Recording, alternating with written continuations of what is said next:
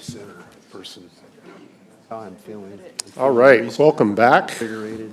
from closed session. Council, do we have any reportable action out of closed session? Chair, there is reportable action out of closed session. On a motion by Supervisor Gonzalez, seconded by Pro Tem Wamhoff, there was a 4-0 vote approving opting into a settlement with remnant defendants, and we've been recommended by our outside counsel to name the 6 settling remnant defendants, and this is for the ongoing litigation matter on the agenda. It's the opioid litigation known as the short form. This is 3B on the agenda for closed session. And the 6 settling remnant defendants are the Associated Pharmacies, Inc., J.M. Smith Corporation, Louisiana Wholesale Drug Company, Morris and Dickinson Company, North Carolina Mutual Wholesale Drug, and United Natural Foods, Inc. Thank you. Thank you, Council. With that, we will look to my colleagues for anybody that we would like to open and close the meeting in memory of. Please. I know if Rob was here, he would bring this up, but a longstanding community member, Rodney New, passed away this last week. Rodney's had a battle with, he'd been in and out of the hospital for the last few months, but Rodney was in insurance and a drummer for Change of Heart group for over 25 years. He's was a great man. He was a very godly man, and his life was lived helping other people and encouraging other people, and just a great friend. And we are going to definitely miss Rodney. Thank you. Thank you, Supervisor. Hearing none other, I would also like to open and close the meeting in memory of Bob McKee, who was the owner of Norfolk Hardware, long-term resident up there in Norfolk, really a staple of the community. Would also like to open and close in memory of Matt Henderson, a good friend of mine who passed away last week. Thank you. With that, we'll look for the invocation and pledge of allegiance. We'll look to Pastor Alex Hernandez of Grace Point Ministries, and I will ask David Richstone, our auditor controller, to lead us in the pledge of allegiance.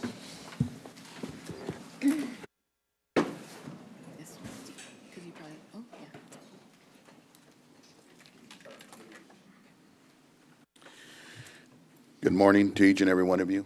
Good morning. It's an honor to be here today, and all those that you brought up today, I really didn't catch the names, but I would just like to lift up their families and just ask for God to give them comfort and strength to continue, and to just be thankful for who they were in this world, and we pray that we know that God will do the rest. I believe many of them that were believers are in the kingdom of heaven. That's my belief, at least. And I just want to once again say morning to each and every one of you, and just pray God's blessings upon each and every one of you, that the blessings of God will be upon you, all those of you that would receive the blessings today. Amen?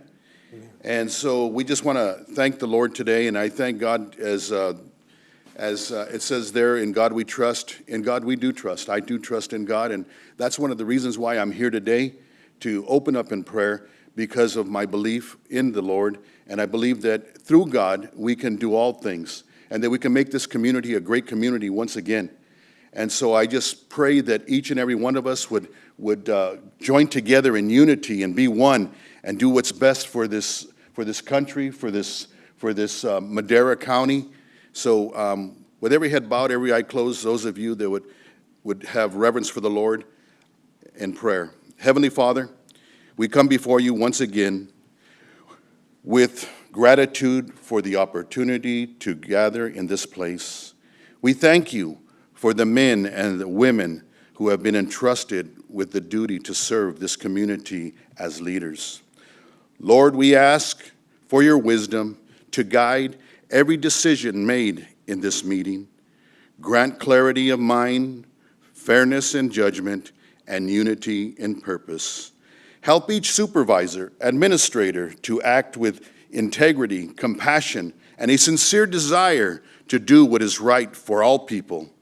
May this time together be marked by respect, thoughtful discussions, and a shared commitment to the greater good. We also lift up this community, its families, its businesses, and all who call it home. May your peace rest upon it, and may these leaders be instruments of positive change. We thank you for your guidance, your provision, and for your presence. We pray this in Jesus' name.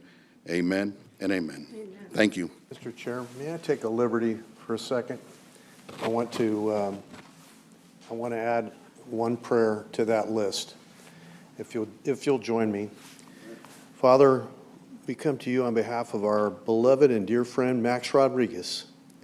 We pray your blessings upon him in this hour and his family. We thank you for him. What a dear friend he is, and what a servant to this community he has been for many years. We thank you in Jesus' name. Amen. Amen. To the flag of the United States of America, And to the republic for which it stands, one nation, under God, indivisible, with liberty and justice for all.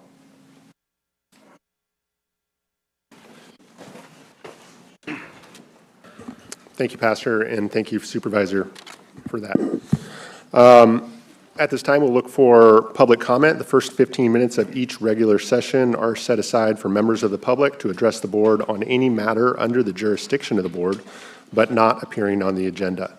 The board will not take action on any items presented under public comment. Speakers are limited to 3 minutes. Anyone addressing the board is asked to print their name clearly on the speaker sheet at the podium and state their name and county of residence for the record. Do we have any public comment at this time? Please come forward. Good morning. Good morning. Representing Relay for Life is very familiar. He was our speaker a number of years ago. Relay for Life is happening on May 2nd and 3rd. You have a little flyer there that I brought for you. Our theme this year is Wave Goodbye to Cancer, and wouldn't we all love to do that? Starts at 9 a.m. on May the 2nd. And a little bit of information about Relay. Relay for Life is a community-based fundraising event for the fight against cancer. It reunites communities to celebrate survivors, remember loved ones lost, and raise funds to fight back against cancer. And since 2005, our community, which includes Eastern Madera County, Chowchilla, and Madera is the only surviving Relay left, we've raised over $4 million through Relay for Life. So we'd love to keep adding to that number as we continue to fund life-saving research and services.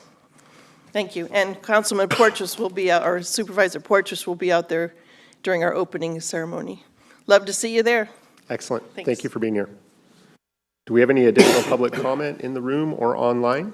Looks like we have some more in the room. Please come forward. Good morning. Good morning, Chair and Supervisors. My name is Minerva Mendoza, and I'm here on behalf of the Pan Valley Institute of the American Friends Service Committees. I'm here this morning to share our strong support for the what we known as Cabin Wellness, and as I'm looking at the agenda for today, it seems like you have it as a community cultural space project for Madera.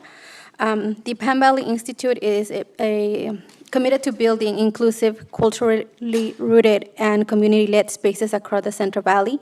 We see this wellness retreat as a powerful and aligned effort, one that centers Indigenous leadership, honors long-standing cultural traditions, and creates meaningful opportunities for healing and learning and economic development in the Madera County.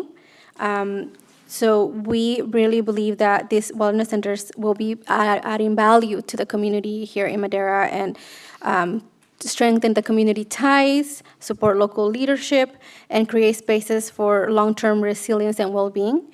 On behalf of the Pan Valley Institute, I respectfully urge you to support these projects. Thank you for your time. Thank you for your comments. Any additional public comments? Seeing none, we're going to move on to the consent calendar. All matters listed under the consent calendar are considered to be routine and will be enacted by one motion. unless an item is pulled for further discussion by a member of the board. Do we have any items to pull for further discussion at this time? Seeing none, we'll look for public comment. Any public comment in the room or online? None online. Hearing none, we'll bring it back to the board for action. Move to approve. Second. We have a motion and a second. Roll call vote, please. Supervisor Rogers? Yes. Supervisor Wamhoff? Yes. Supervisor Gonzalez? Yes. Chair McCauley? Yes. Vote passes 4-0. Excellent, thank you. With that, we're going to move on to our discussion items. Our first item is item 8A.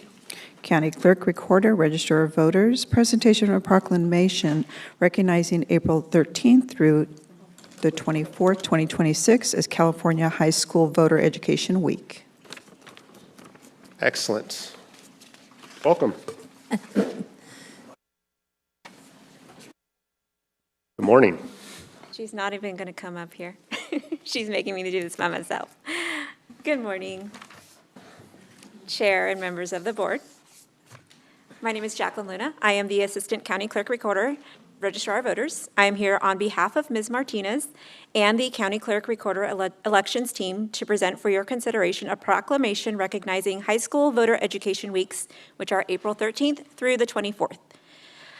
This important initiative is being conducted in partnership with the California Secretary of State and the California Superintendent of Public Instruction. Its purpose is to promote civic awareness and engagement among high school students and to encourage early participation in the democratic process.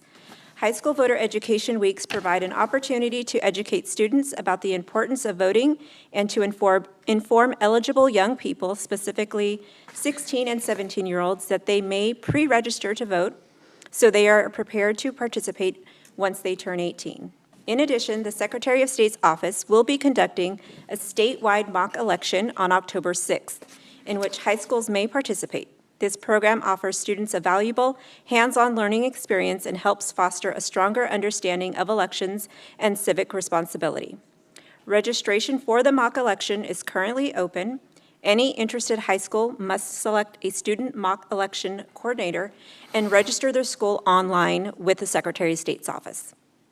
Our office is also available to assist local schools throughout this initiative. We are prepared to visit school campuses, provide voter education materials, and support pre-registration efforts, and also answer any questions from students, faculty, and administrators. I have with me Lisa and Vanessa from our team, who are our unofficial voter outreach team, and we'll attempt to coordinate with schools along with our concurrent election schedule to offer assistance as needed. By recognizing high school voter education weeks, the board is affirming the importance of preparing Madera County's young people to become informed and engaged voters and strengthening civic participation in our community. For these reasons, we respectfully request the board's approval of the proclamation recognizing high school voter education weeks, April 13th through the 24th of this year, 2026. Thank you very much. Excellent, thank you. Do we have any comments, questions from my colleagues? Just a comment, Mr. Chair. I just want to thank our clerk recorder, registrar of voters, Rebecca Martinez, and her team. She has a small but very, very mighty team. We saw on the consent that we transferred some money over for the election in June, and these are not cheap. So I just want to thank you and your stellar team. Appreciate all the work that you do. Thanks. Absolutely. Swag for you guys if you'd like to have some election gear. Some election swag. Excellent. I am curious as to how your outreach is going with our local high schools, and I would encourage you to reach out to supervisors of records to help coordinate with those high schools. And I mean, it sounds like a great program. Would love to get you guys out there up in the mountains, and I'm sure my colleagues throughout the county would share that enthusiasm. So Sure. Please reach out to us. Sure. Yeah, Well, thank you. We've made contact with these schools. It's tough coordinating everything, but yeah, we share the information with you guys, and we appreciate that. Excellent. And then we do have a proclamation here. I'd like to invite you guys up to the front so we can take a quick picture. And Becky, of course, we'd love for you to join us. Thanks so much. Why didn't she come up in the first place?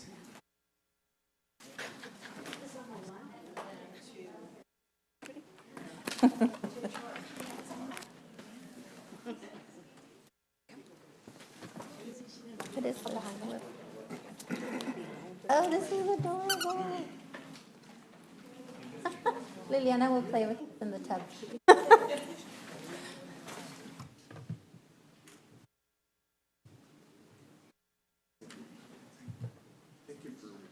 Warm smiles every time we come to the counter, your help. Yeah, you're always so gracious.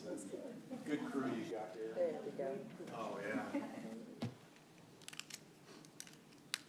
Here we go, 1, 2, 3, election.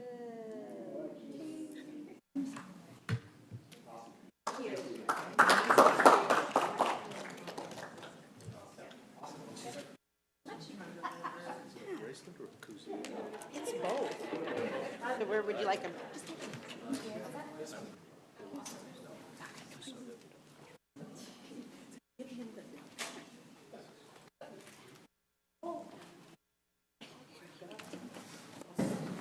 Oh, see, I did that too. I almost dropped it.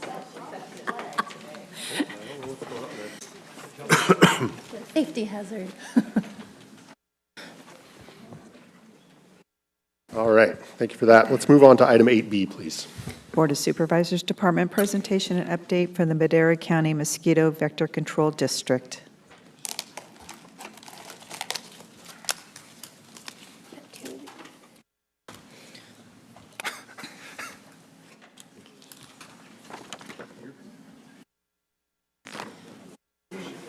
My grandkids love this Good stuff. morning. I am Teresa. I'm the district manager for Madera County Mosquito. Oh, I thought you guys called. Just No, no. scoot closer to the mic. Yeah, just we a little can't closer hear to the you. mic, and green means go. Is it better? Here you, Okay. Oh, okay. I am Teresa. I'm the district manager for Madera County Mosquito, and accompanying me is my biologist, Abraham Velasquez, and he's going to be going over some new and exciting things that we're doing over at Madera Mosquito, and hopefully it's a benefit to the public and the public health of Madera County. So I'll let Abraham take over. Good morning. Good morning. My name is Abraham Velasquez, and I'm the biologist at the Madera County Mosquito and Vector Control District. And I'm going to give you guys a little lecture about who we are, what we do, and our future directions.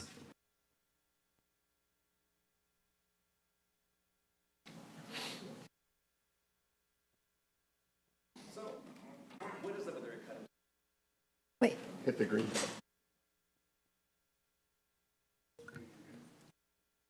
Am I good now? All right, perfect.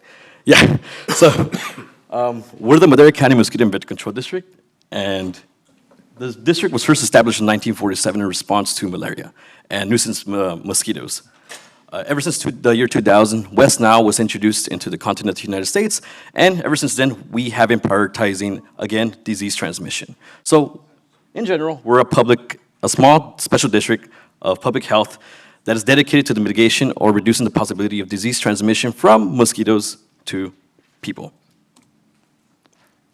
So here is a map that shows the distribution of our services or our jurisdiction.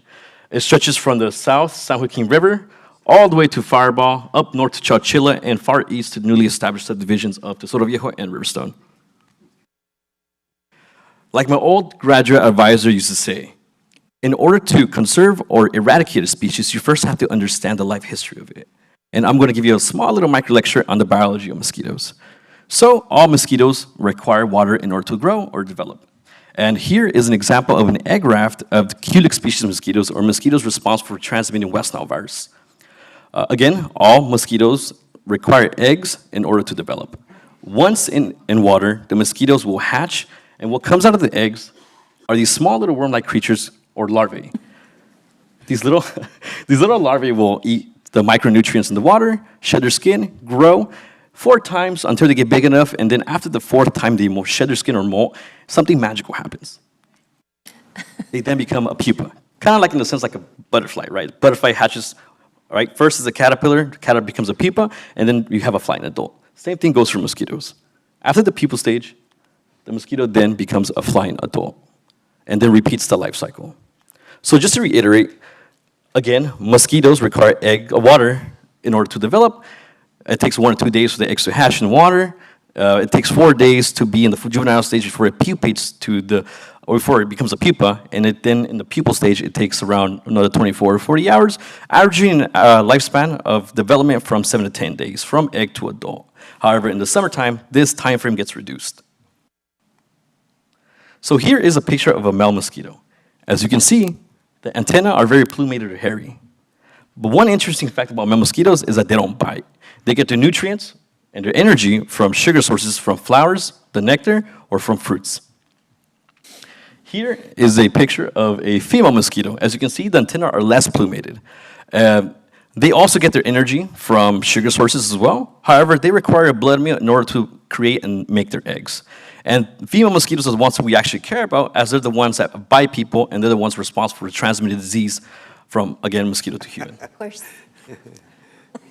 Oh, so the picture didn't show the transitions. However, every year we have around 25, 30 seasonals, and all our seasonals are hard at work, transversing across the entire Madera County, looking for water sources. Again, water is the source that mosquitoes require in order to develop and grow. So all of our technicians are looking for stagnant water across the whole valley, being anywhere from recreational area, agricultural source, or urban source, again, to apply pesticides such as larvicides that specifically target mosquito larvae and kill the larvae to prevent them from becoming adults, and again, reducing overall possibility of transmitting disease from mosquito to human.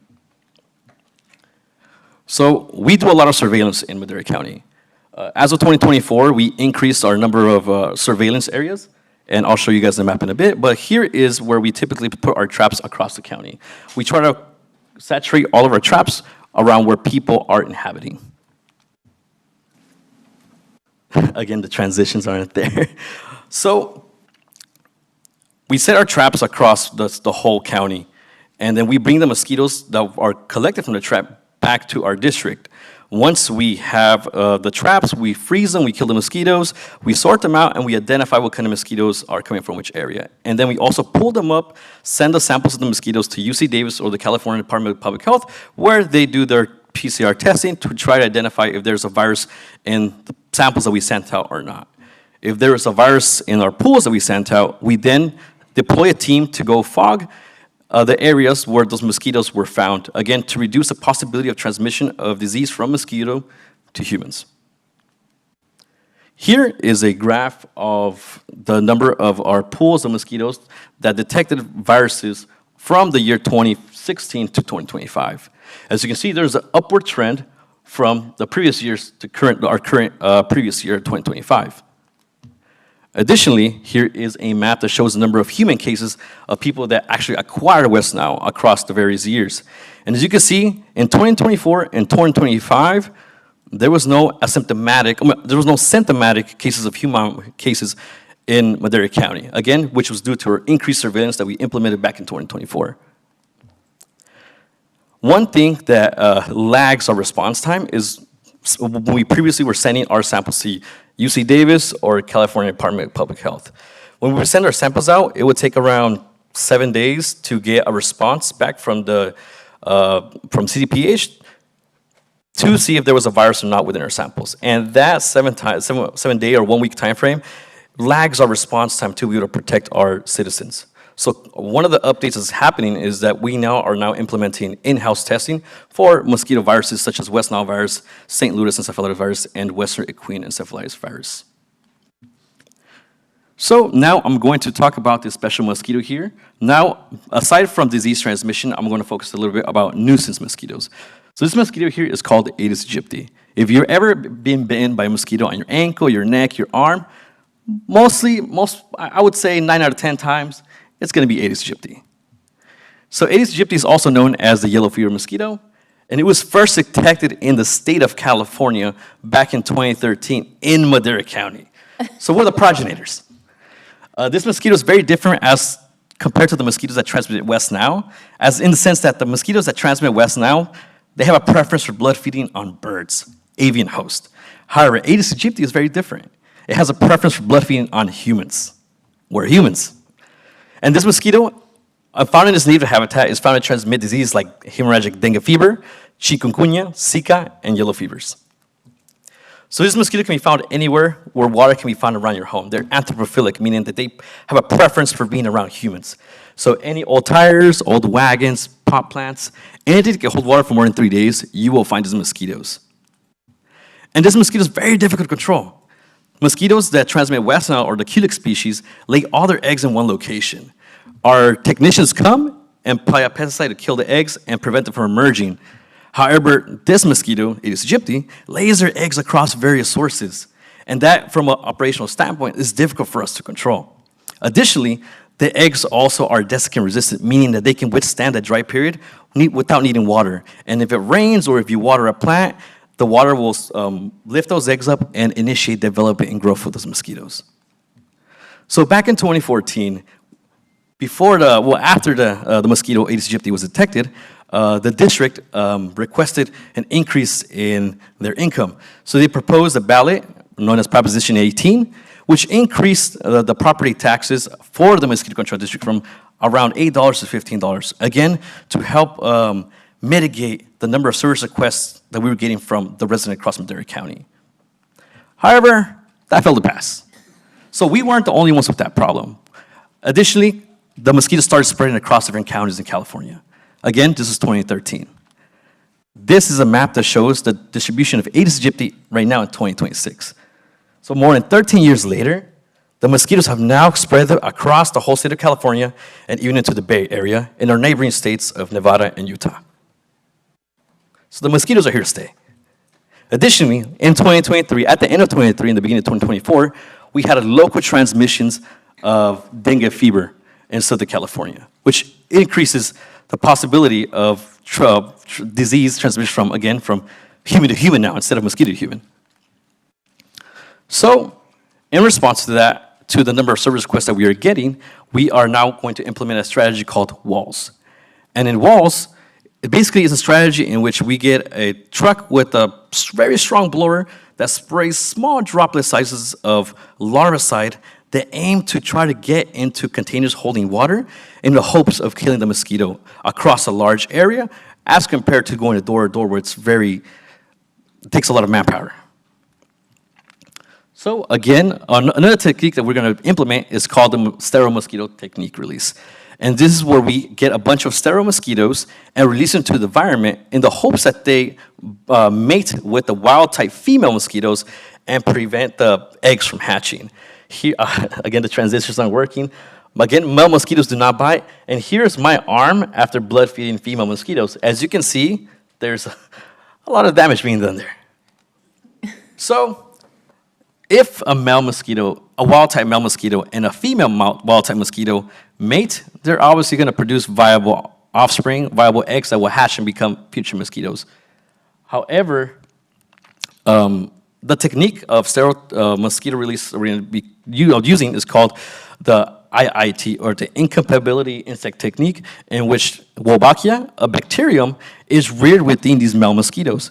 And when the sterile male mosquitoes containing Wolbachia mate with the wild-type Aedes aegypti that we have here, then the eggs aren't viable and the eggs don't hatch, thus lowering the population of the overall mosquito in the area. And if in its natural environment, if Wolbachia in female mosquitoes will mate with the wild-type mosquitoes, then those eggs will carry Wolbachia, and again, the males will mate with the females and produce unviable offspring. And the same thing goes if a male and a female mosquito with Wolbachia mate, those eggs will contain Wolbachia as well. So this upcoming year, we're going to implement new techniques to, again, better serve and protect our public from not only disease transmission, also nuisance mosquito bites. Well, in my presentation, I'll take any questions with that. Thank you for that presentation. I greatly appreciate your enthusiasm as well as your knowledge around the subject, so I appreciate the presentation. Any questions, comments from my colleagues on the board? Yeah, I have a question. Does the bug spray really work, the off? Does that really help us? Because I still get bitten. Like anything, some mosquitoes become insensitive to it. So I guess you could say at first, when it was a mosquito first was in the area, it worked, but you would have to use something with a higher concentration. I know other brands other than off have a higher concentration of D, so you can look for the active ingredient Just look at the active ingredient, compare off to other brands, and just look at the concentration of and choose the one that's higher. Okay, thank you. If you live near a water source and is a bug zapper a viable way of eliminating? It can for certain mosquitoes, but if you're worrying about Aedes aegypti, no. There's traps on Amazon called the BG Sentinels, which were great. They're great. They're designed for actually those specific mosquitoes. What is it called? BG Sentinel. Yeah. And then finally, just for the public's, right to know, how would someone contact you guys for your services? What can they request from mosquito abatement? So if you have a mosquito nuisance problem, you can contact our office at 559-662-8880 and request inspection for your home. Our personnel will come, try to identify mosquito sources, get rid of that water, and give you advice on how to prevent mosquitoes from getting into your house. And also, currently, we're also giving a courtesy repellent spray in the hopes that it repels mosquitoes away. Thank you. And you guys are very active on social media as well. Currently, I'm the one running it. We're currently looking for an intern. So if you know an undergraduate student who is interested in interning with us, just tell them to log into our website or contact me directly, and we can work something out. Thank you. Thank you for those questions and comments. Anything else? Is there any reason that mosquitoes should be alive in our ecosystem? So they're the bottom of the food source. They're so what? Bottom of the food source. So they're energy for other creatures. Just kind of like how cows eat on grass, other animals, other organisms feed on mosquitoes as well. So if they didn't exist, are they like things Some species might go extinct, yeah. Oh. Yeah. So be it. Before you drive around the neighborhood and emit that stuff all into the sky, can you notify us first? Yeah, we can notify, yeah. I would imagine that we'll probably get a few phone calls. Oh, no, we're expecting that as well. Before you do that, that would be great. Again, this product that we're going to use is safe for the environment and safe for humans, so we should be fine on that end. But again, I think outreach is needed to be able to let the public know of the effects of walls. Yeah. Do you still utilize mosquito fish in waterways? Not natural waterways. Again, mosquito fish are invasive species, and they will eat anything. They're very predatory, so we only pull them in dead-end sources like pools, water troughs, ponds, fountains, etc. Okay. Thank you. All good questions. One of the questions I often get is, how come y'all don't respond to Bass Lake or in the mountain area? So we only serve subdivisions that are within our district, within our jurisdiction. If they want services from our district, then they're going to, again, have to talk to their representative in the area to initiate the process. Sure. They would need to pay into the district. Exactly, right? yeah. Thank you for that. I appreciate that. All right. Unless there are any additional comments, questions from my colleagues on the board, we're going to look to the public for any public comment they may have in the room or online. None online. Oh, come on. Seeing no public comment? Nope. Did you want to come up to the podium? If you could come up to the podium, we'd much appreciate it, so that way we can keep everything in the record. And then please state your name and county of residence for the record. Hello there. My name is Joel Mora, county of residence here, Madera. And yeah, that was an interesting presentation, and I did have just a couple questions. So this started here in Madera, and now it's spread over the state of California. How lucky are we, right? But the question is, when did you guys start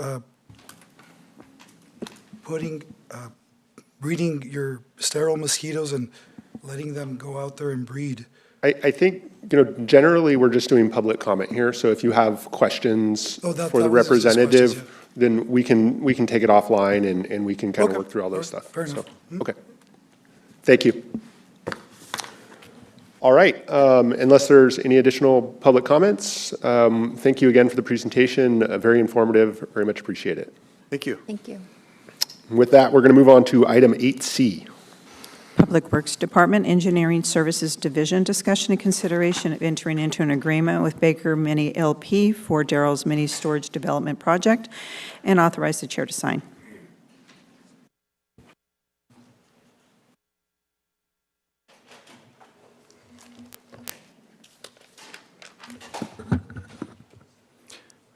Good morning, Mr. Chair, members of the board. Dominic Tyberski, Director of Public Works.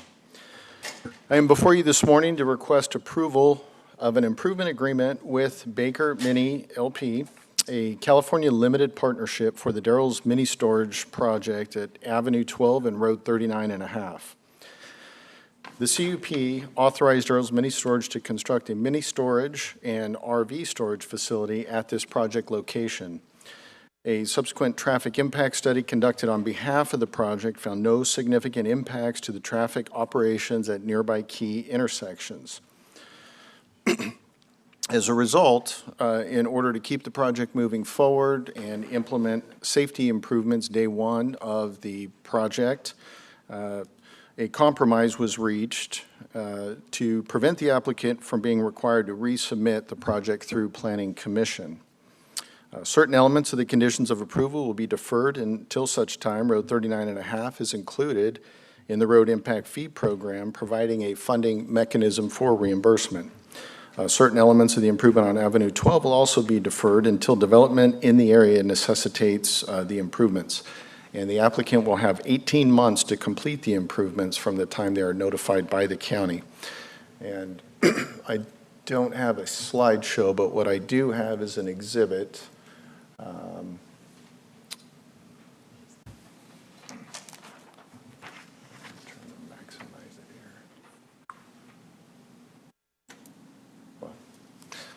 Trying to maximize it. Anyways, if you look at the graphic in front of you, thank you. So you can see that on Avenue 12, significant safety improvements will be made at the intersection prior to opening of the facility. In the eastbound direction, you will have a left turn pocket, which does not currently exist. In the westbound direction, you'll have a right turn lane also, which does not currently exist. Road 39.5 will be partially repaved to provide for a 20-foot wide asphalt section. Additionally, right-of-way will be dedicated for full build-out of both Road 39.5 and Avenue 12. Curb and gutter and sidewalk will be placed along Road 39.5 and at the curb return, and then in the future when additional development comes in the area, those same improvements will carry down Avenue 12. And again, Road 39.5 will be fully improved at that time as well. So at this point, I'd be happy to answer any questions, and the applicant is here as well. Thank you for that presentation. Do we have any comments, questions from my colleagues? I just have a quick one. Sure. Even though we're deferring the improvements, do we take a bond or require a bond for? So not in this instance. We're utilizing the agreement to require the applicant to construct those improvements once that trigger is initiated. So, including Road 39.5 in the impact fee program, Okay. then they will have 18 months to complete those improvements. Okay, thank you. So, A question, what is the cost of the deferred improvements approximately? I don't have a total cost to the improvements. The Just an applicant, estimation? that you have? it's in the millions. It's in the what? in the millions. Yes. Okay. And what is the estimated cost for the Avenue 12 improvements that they are going to be doing? So again, I don't have those costs. Those are going to be paid for by the developer, so it'd be, up to them to secure contractors and however, the improvements that are being made, I believe, are significant, and they're certainly adding significantly to the safety of that intersection. Yeah, I do believe that the Avenue 12 improvements are the most important. I just want to make sure that, we're not delaying the implementation of this area into the fee program, so this doesn't turn into a 5+ ordeal. Sure. If they're going to be moving into the fee program within a year or potentially year and a half, maybe 2 years, I think that could be acceptable.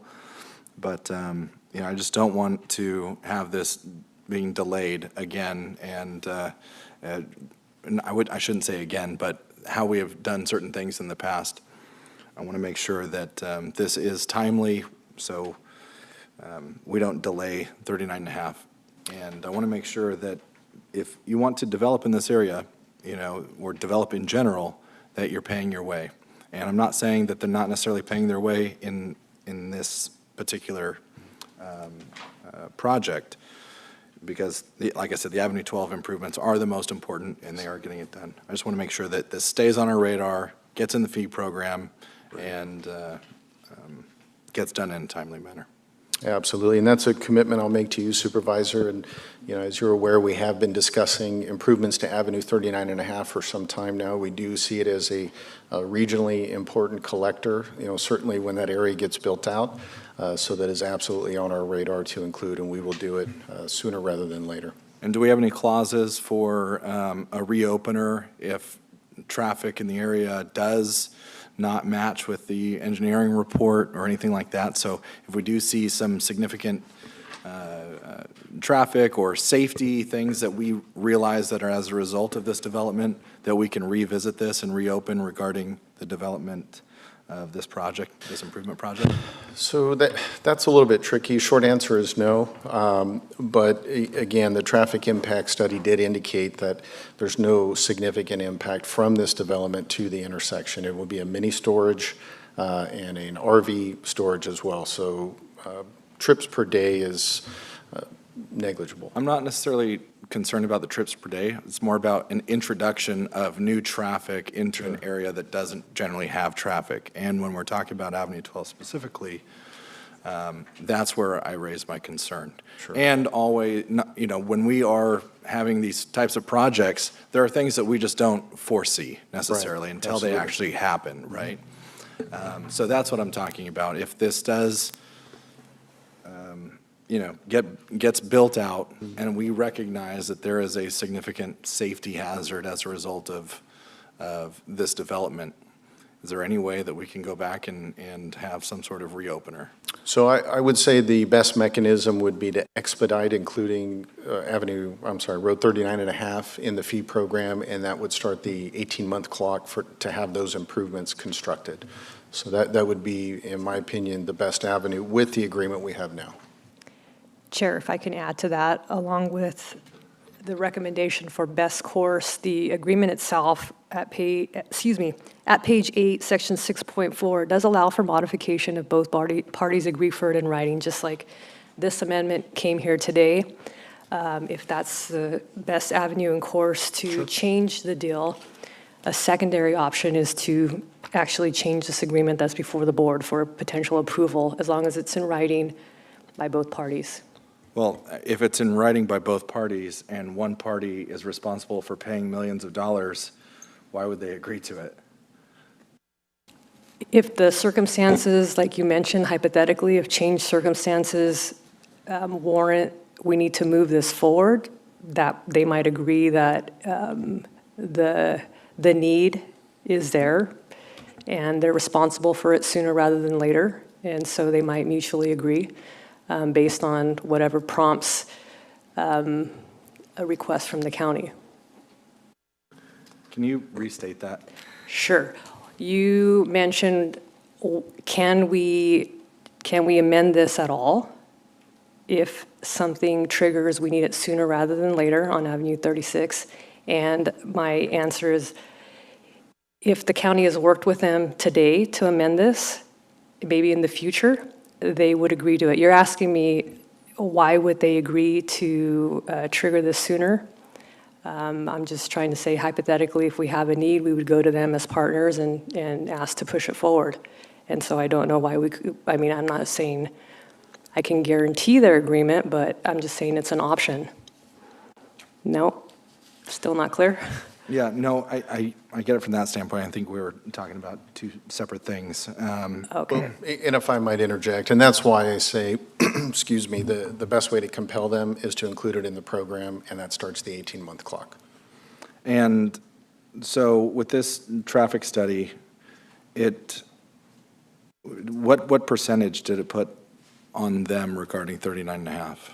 So the traffic study showed no impact. So the conditions were not a result of the planning and the traffic study. The conditions were a result of the standard conditions that are applied by Public Works, which is, you know, curb gutter, sidewalk, landscape frontage, improvement of the streets. But then again, looking at the traffic impact study, looking at the nexus and proportionality to the development itself, it seemed like the conditions were a bit onerous and possibly over-conditioned. The best way that we found to work with the developer to move this project forward was to enter into this agreement. The other option would be to cancel the project. They would have to go back through Planning Commission and, start all over. So those were the options. So for me, the traffic study, does the traffic study go into an introduction of new traffic into an area? Because this is my concern. Anytime you are introducing new traffic to an already congested thoroughfare like Avenue 12, that's when you have more potential for safety hazards. Correct. So does the traffic study go into details regarding the introduction of new traffic? Even though, yes, it's limited traffic, it's a mini storage, there's not, 1,000 cars coming in and out in a day. Correct. But you will be having the introduction of traffic into that area, because 39.5 is almost never used for anything because of obvious reasons. That's a half-lane road that's garbage. Sure. No, absolutely. And again, that's why the Avenue 12 improvements at the intersection are being held, because you will have additional turning movements onto 39.5 to access the facility, because their access point is off of 39.5, not 12. So there will be additional vehicles, turning onto 39.5, which is why we required the turn pockets in both directions. And this might be a Jamie question, I'm not sure, but are there architectural standards that have been conditioned on this? That would be a Jamie question, but I'm not certain. I'm sorry, Supervisor, Mr. Chair, good morning. Jamie Bax with Community and Economic Development. Can you repeat that question? Are there architectural standards that have been applied to this project as far as, beautification along the corridor? We do have standards within the zoning ordinance that require landscaping. Every commercial development is required to install a 10-scape landscape buffer, landscape plans as part of their building permit applications. So we do have those standards in place, and they'll be required to fulfill those. Okay, thank you. And those are not being deferred. Yeah, no, I understand that. All right, well, as long as, we're not delaying the implementation of putting 39.5 into the fee program, I think this is an acceptable compromise. Like I said, Avenue 12 is the most important for me, and so with that being said, I'm not thrilled about it. I'm not happy about it. I wish they were doing more on 39.5 in front of their own development. But with that being said, I'm okay. Thank you for your comments and your questions. Looks like we have another. I have one more. Yes, sir. To Supervisors' concerns, I have a similar concern. When, even though it's a mini storage, you're going to have trucks pulling in there. You're going to have maybe somebody pulling a trailer, maybe a moving van, and they're going to stop in the roadway, and that's an opportunity for a collision anytime that happens. And deferring that, I just have concerns about the length of time that's deferred, and the impact to the to the safety of the flow of traffic and what have you. Sure. Going to create some frustration for people, and the possibility of something happening. And also, what would be our mechanism if they fail to implement and complete the project, or fail to implement altogether? What is our mechanism to go after that? Well, we have a couple of options. We could certainly file a suit against them if the road 39.5 is in the fee program. We could certainly implement the project ourselves, either by hiring a consultant or designing it in-house. Now, that does increase the cost and the effort and the burden on county staff, and at that point, essentially the county is subsidizing the development. But at the end of the day, we will have those safety improvements. So they're not going to be able to prevent the improvement but it could be a scenario where we're making a decision whether to file litigation against the Do we applicant. usually bond, or require a bond on any, we're talking about millions of dollars here. I mean, we usually require something on public right-of-ways, don't we? So bonding is required if, you're submitting a subdivision map, for instance, because once those streets and, their lots are created, you can't undo it. And so if they disappear, that gives us the ability to go in and build that infrastructure. Right. For the deferred improvement agreements, I'm not aware of a bonding process. Jamie's still here.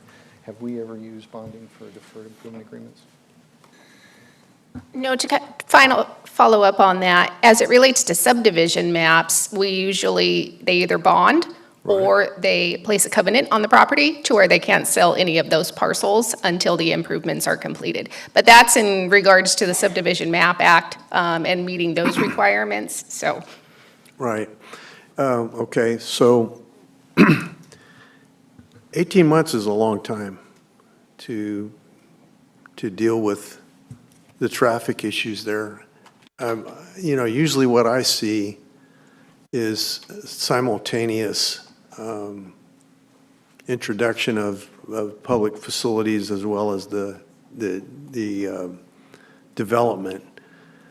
Is this a special circumstance that we're allowing this deferment? I mean, why are we deferring it? So I would say it's a special circumstance in that the conditions were not consistent with the impact of the development. And in order to help facilitate this, keep the project moving forward, but also protect the public, that's why we went down this path. Right, right. I'm only asking these questions because I'm not familiar with exactly what we're doing here. I've never addressed a deferment before like this, so. And I'm not against deferring under circumstances. I just want to make sure that we get it done and in a timely manner and that there's no exposure during the process, because I mean, if down the line, let's say the worst thing happens, and that's what you kind of think in your mind, right? Sure. Somebody is stopped in the roadway and somebody collides into the back of them because they were stopped in the roadway ready to turn and there was no turn lane there for them to do that. Are we exposed to that, or is the developer exposed to that? I mean, I'll defer to Just a council. question. My first thought is both, but I'll defer to council. Thank you, Chair, members of the board. I mean, with our roadways, we're liable mostly all of the time. We have a huge target on our back because we are the county. And so anyone can plead anything in litigation. We have some active litigation now where the claims are our design or our lack of action caused a motor vehicle accident, and where no county employee might have been in that accident, we're still a defendant. So can I ballpark how much this exposes us more? Not at this time, but I will just say that if something happens, the county is usually always put into the litigations and the summons, and we defend those based on information we have. We use traffic studies, we use everything that we have in our packet of record to indicate we had no knowledge and we weren't the cause of any injuries. And so would an indemnification be possible in this circumstance where you have a deferred development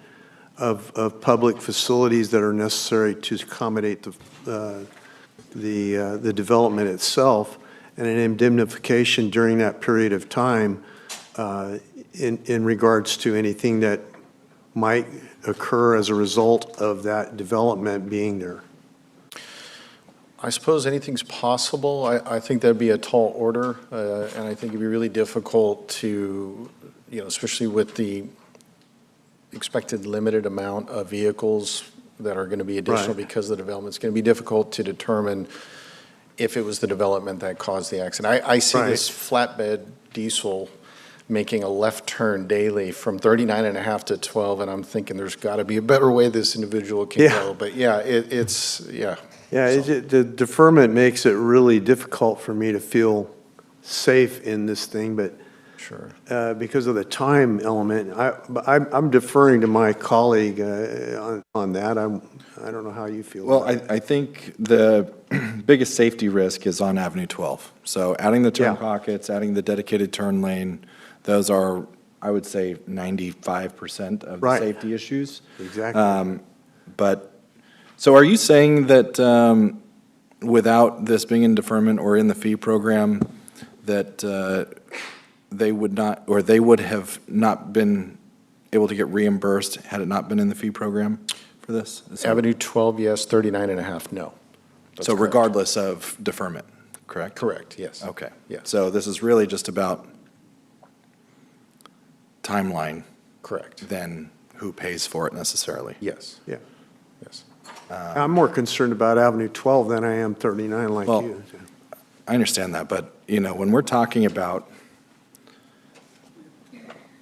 and that's why, you know, I kind of want an estimated cost, because what are we looking at cost-wise, and why are we deferring this? Why are we letting the developer, you know, push it? If it's $8 million on a, you know, on a $10 million project total, I don't even know how much a mini storage is, I have no idea, but I don't know if it's a $10 million project or $15 million project, and this improvement's $8 million, and it's gonna take, what, 4 years to get reimbursed or 5 years to get reimbursed. These are the conversations that I'm trying to understand myself as far as why we're not just doing this now.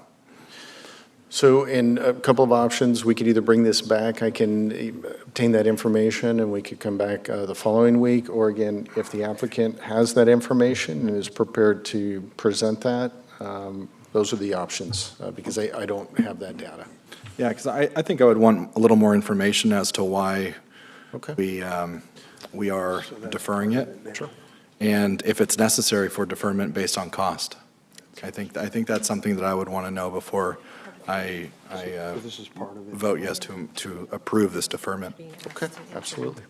Okay. This is a delayed improvement. Okay, Okay. So just for the discussion to interject what I've just found out was that hold harmless is part of the agreement now. So there is a hold harmless, an indemnification on that. And so I like that. I think staff has done their due diligence on that. And anyway.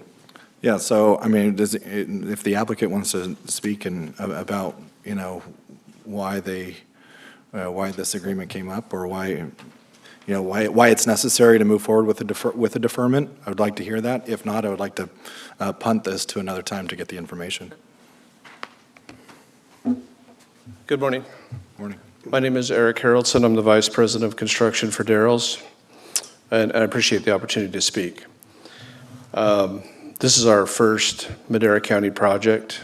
It is on our list, project number 86. Darrell's built its first project in 1963. And looking at this project, it's a fantastic opportunity as far as we're concerned to have project given the amount of growth in the area. When we take on to build projects, we look generally at the amount of expenditure, obviously, that we need to do for the offsites for this project. And this project is very offsite intensive as far as what it's going to take to completely build it out. You asked for an estimation of cost. Our build out for the project without the offsites is, you're pretty close. It's in the $10 million range. The offsite cost, as they sit right now, is still somewhat speculative based on the fact that there are 5 or 6 PG&E poles that have to be moved and undergrounded. And if you've done much with PG&E, you understand that the cost of that is very much a moving target. Yeah. So even if I gave you a number today, it wouldn't be worth much for the time when we actually go do it.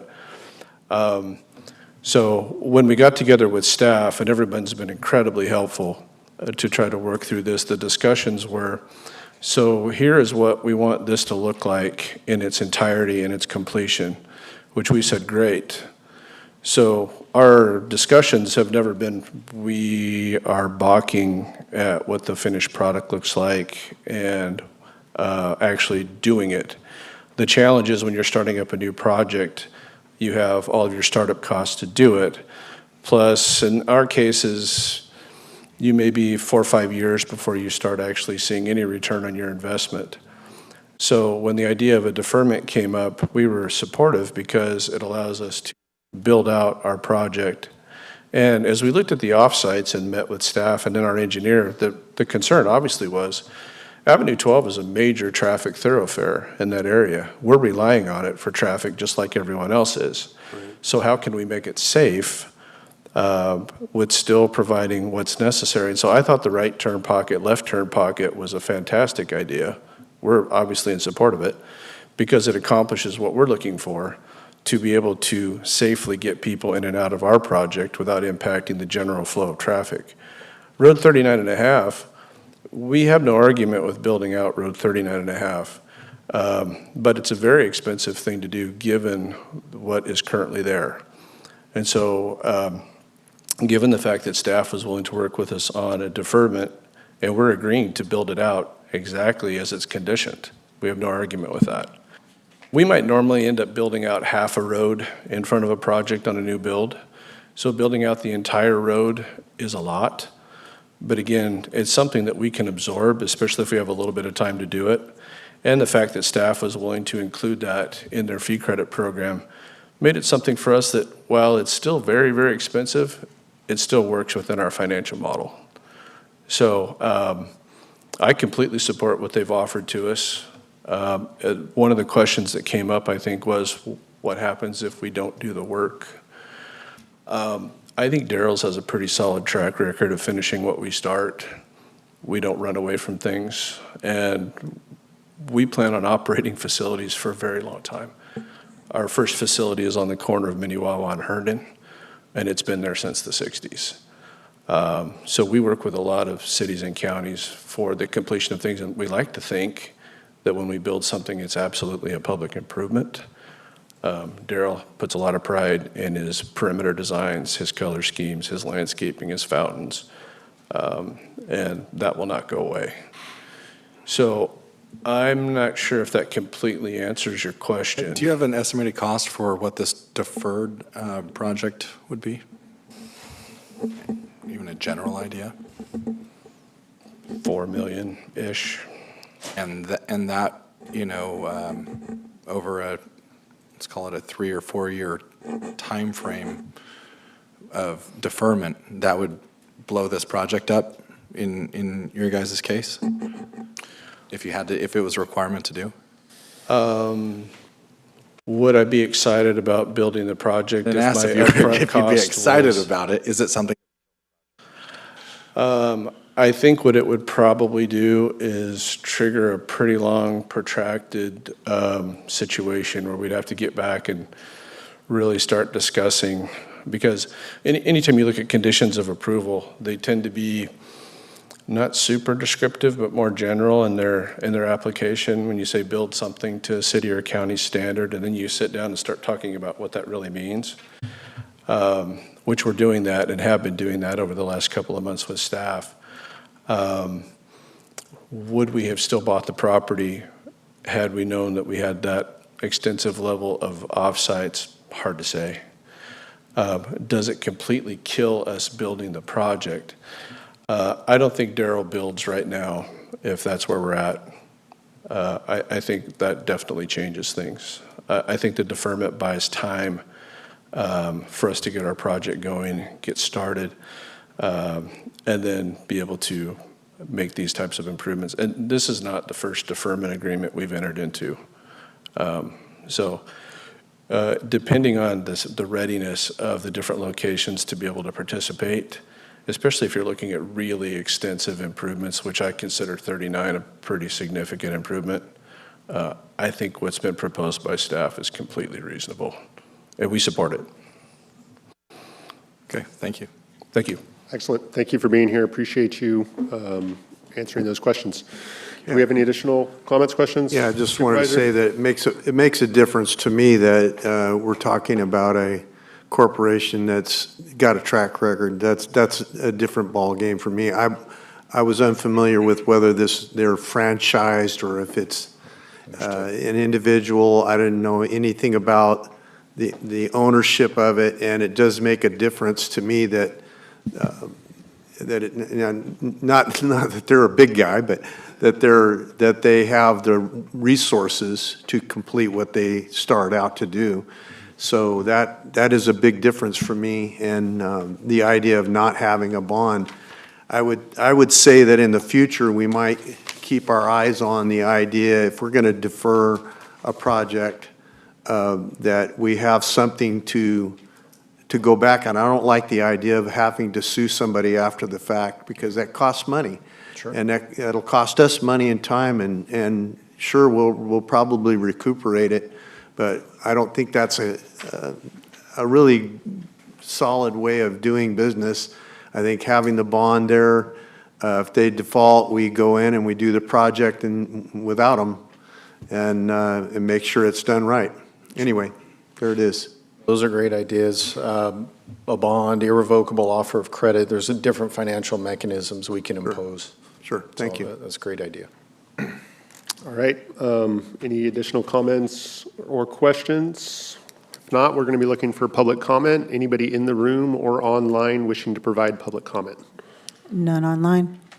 Hearing none, we're going to bring it back to the board for action. Mr. Chair, oh, go ahead. I'll move to approve it. I'll second. Oh, go ahead. Motion and a second. Roll call, please. Supervisor Wamha? Yes. Supervisor Gonzalez? Yes. Supervisor Rogers? Yes. Chair McCauley? Yes. Vote passes 4-0. Excellent. Thank you, Dominic. Thank you. Thank you. Let's move on to item 8D. Sheriff Coroner's Office, discussion and consideration of entering into an amendment to Madera County Contract Number 12417-23 with NAAG Forensic at a rate of $30,000 per month in a total of $1,800,000 over 5 years for the provision of autopsy and comprehensive pathology services, and extending the term to December 31st, 2030, and authorize the chair to sign. Morning, Board. Chair. Morning. Jason Clark, Assistant Sheriff. So what we're asking for is the Board to approve this contract extension with NAG Forensic for the Chair to sign. The Coroner's Division of the Madera County Sheriff's Office is an investigative unit that's responsible for carrying out the statutory duties of the coroner as prescribed in the California Government Code. These duties include conducting inquiries into the circumstances surrounding deaths that fall within the coroner's jurisdiction. The Board had previously approved the contract with NAG in 2023. So now the Sheriff's Office is asking to extend that agreement through December 2030. This contract also extends the scope of services provided. The updated scope includes comprehensive forensic pathology operations such as autopsies, investigation, toxicology, radiology, clinical consultations, and administrative support.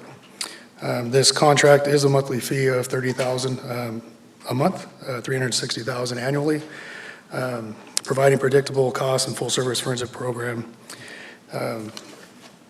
Just for a cost comparison, our previous contract has started out in '23 at $360,000 with a 4% increase each year. So our last year we paid right around $389,000. So this now extended contract brings us back to the $360,000 cost, and that's going to stay for the next till 2030. Also in cost comparison, to try to hire a pathologist, first of all, there's an extreme shortage of pathologists, forensic pathologists, but the average salary range for those range from $350,000 to $600,000 a year. So to try to hire one and bring one on would be very cumbersome, and one, trying to find one, and then two, just the salary alone would be far more than what we're paying for this contract. So with that, we're asking for the board to consider approving this and for the chair to sign. Excellent. Thank you for that. And I think I've figured out my next career. It's going to be pathology. So it's excellent. Any comments, questions from the board? Seeing none, we'll look for. No, I just wanted to thank you and your staff for obviously you had to do something anyway, right? But you're getting more services, a little cheaper rate, It's locked in until 2030, provides a continuity of services that we didn't necessarily have before. So overall, very good thing and happy about it. So thank you. Thank you, Supervisor. Agreed. Any public comment in the room or online? None online. Looks like we got some esteemed public comment in the room. Thanks. Good morning, Sally Moreno, your district attorney. And I'm just here to say I concur that this is a good contract. In the interest of making sure that you have a full understanding of what does happen, NAG also comes and testifies every time we have a murder trial. And they charge us a fee that's a reasonable fee. It's $5,000 per day. That's very reasonable in the market. And that's sort of ramping up now. The contract began in '23, so we were dealing with other pathologists. In fact, I'm starting a murder trial that will be with a previous pathology group that will probably be the same or more expensive. I just wanted to, again, congratulate the sheriff as you did on getting this good contract.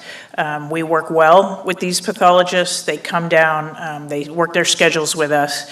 This year we anticipate spending approximately $50,000 on pathology services for their expert service fees, and that will continue to rise, probably not precipitously, but every year it's unpredictable. If we end up doing a significantly higher number of murder trials, we could end up paying more or less. But they're reliable, responsible, and good experts. They testify well and truthfully. So we concur and approve of the contract extension. Excellent. Thank you for that. Barring any other public comment, we're going to bring it back to the board for action. Move to approve. Second. Motion and a second. Roll call, please. Supervisor Rogers? Yes. Supervisor Wamhoff? Yes. Supervisor Gonzalez? Yes. Chair McCulley? Yes. Vote passes 4-0. Okay, let's move on to our 11 a.m. GSA items. We'll start with we're going to go to item 8E. Apologies. Water and Natural Resources Department, discussion and consideration of entering into an agreement with Frank Raymond East and Karen Bernadine East, Revocable Living Trust, for the repurposing of a total of 4.2 producing acres to a community cultural space project for no less than 10-year term, and authorize the chair to sign. Good morning, Mr. Chair. Stephanie Agneson, Director of Water and Natural Resources. This is a county item, not a GSA and flood control item. The contract before you is removing 4 acres of almonds and turning it into a community and cultural space. It was chosen through a pretty robust public process, a pre-application of more than 80 people, a full application of more than 40 projects, and that resulted in the 6 projects in a portfolio. This one is a little bit of an outlier, meaning it's different than the rest of the projects. The rest include recharge, flood management, agave, a buffer zone, and a very large recharge project. This is a cultural space and a space that would be open to people coming, visiting, learning more about Oaxacan indigenous practices, as well as just using to use as a meeting space.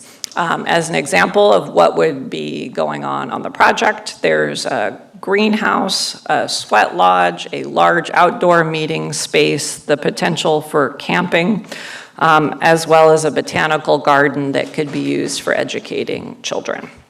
So that is the project. It had a robust process, and it was selected and approved by the Department of Conservation, which is funding this project in its entirety. Happy to take your questions. Thank you, Stephanie. Do we have any questions, comments in regards to this item? Location?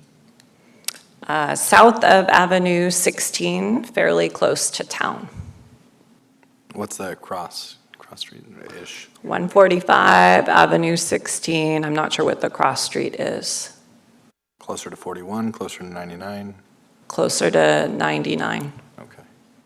Got it. Thank you. Okay, at this time, we'll look to the public for any comments they may have, either in the room or online. None online. Hearing none, we'll bring it back to the board for action. I'll move to approve. I'll second. We have a motion and a second. Roll call, please. Supervisor Gonzalez? Yes. Supervisor Wamhaugh? Yes. Supervisor Rogers? Yes. Chair McCulley? Yes. Vote passes 4-0. Excellent. Thank you. Now we will move on to our GSA items. We'll start with item 9A. Board of Directors, Groundwater Sustainability Agency, Water and Natural Resources Department, discussion and consideration adopting a resolution adopting the Chowchilla Subbasin Groundwater Demand Management Program and subsidized mitigation measures. Subsidence. Subsidence. So sorry. Thank you, Mr. Chair, members of the board. This is a presentation that has come to the Chowchilla GSP Advisory Committee once. So Supervisor Rogers, acting as Director Rogers, has heard us. Similarly, the GSA committee has seen the presentation as it's evolved twice. And John Davids from Davids Engineering, whose firm did the work, will lead you through this subsidence mitigation plan. Thank you. All right, thank you, Stephanie. I thought we were going to be subsidized by the pathologist, perhaps, with the rates. But anyway, it's good to be with you this morning. John Davids, as Stephanie said, with Davids Engineering. Have just a quick presentation for you today. It's always interesting to be here. You guys have such a wide depth and breadth. I learned a couple of things. One is that 218 fail in other places other than just water, right? So I learned that. And I also learned that mosquitoes are quite fascinating. So anyway, with that, let's jump into it. Here's the roadmap for our discussion today. I'll cover some background. We'll explore the groundwater demand management program, which of course is the epicenter for our discussion and your potential action. I'll offer my takeaways and then next steps and open it up for any questions. I think this is the 5th time I've given this presentation, so I'm going to try and keep it new for both you and me, but the subject matter remains largely unchanged. Okay, by way of background, you guys will remember that the original GSP for the Chowchilla Subbasin was submitted to the Department of Water Resources in January of 2020. Since that time, we have revised the GSP on 3 different occasions. The first time was in July of 2022 in response to DWR's incomplete determination. The second time was in May of 2023 following DWR's inadequate determination. And then lastly, in January of 2025 in response to State Water Board's comments. And this is the operative GSP that we're working under currently.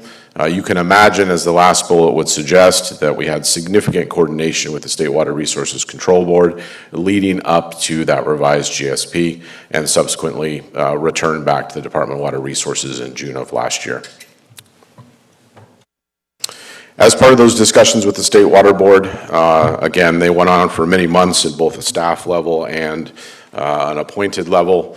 But what we very clearly heard from the State Water Board is that the groundwater sustainability agencies in the Chowchilla Subbasin must provide a backstop. That's their word, to halt overdraft and subsidence. Very specifically, the State Water Board's position was that our projects and management actions as defined in the GSP are fantastic, they're wonderful, but what if they don't come to fruition or don't yield the intended benefits that we're looking for, okay?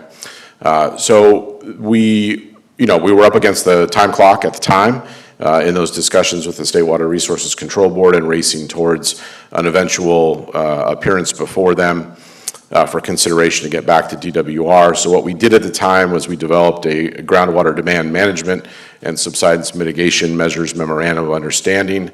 That document in itself was probably 5 or 6 pages, but at the heart of it was that we needed to develop the groundwater demand management program and be ready for implementation no later than January 1st of 2026.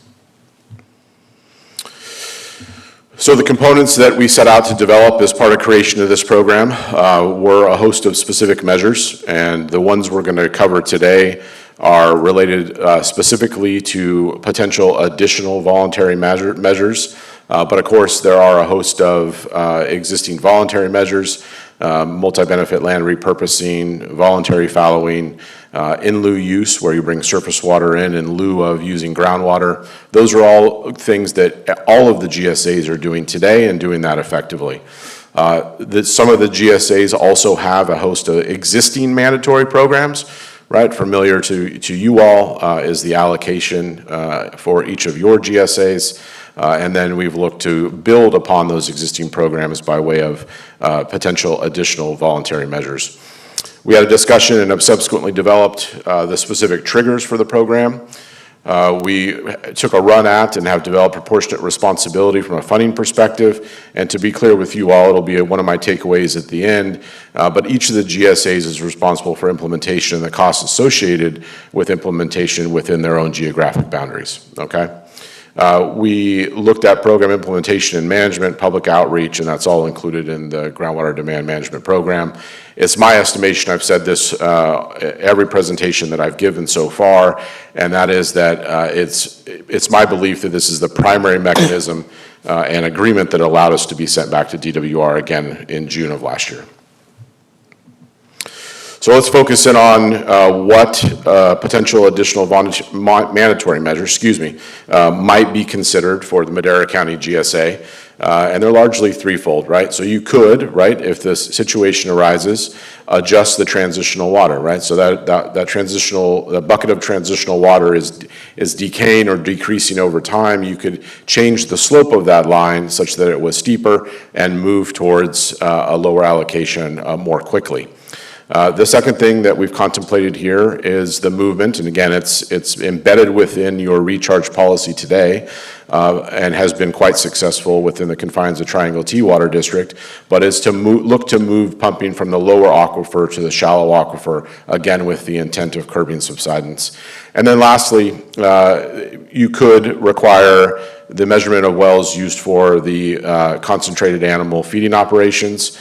In one of the, I think it's worth saying today, in one of the GSA committee meetings, we had a member of the public who raised some concern over this, subsequently shared a report that was created by Four Creeks Engineering out of Visalia, if I recall. It had been a number of years since I read that. I refreshed my memory. We're not looking, I think to be clear, and I've had subsequent discussions with that individual, to be clear here, we're not looking to be punitive, right? We're just looking for parity, okay, between the sort of the more conventional agricultural operations and the CAFOs. So those are the items that are being considered with respect to potential additional mandatory measures. Did I lose control?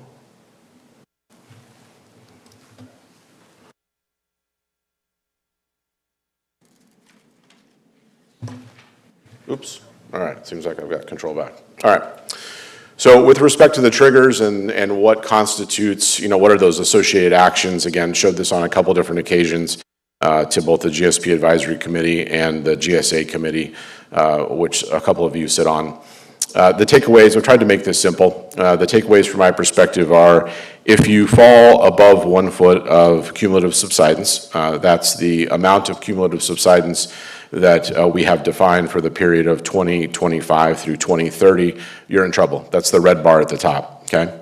If you see less than 0.2 feet of cumulative subsidence over that time period or in any given year, you remain in the green, okay?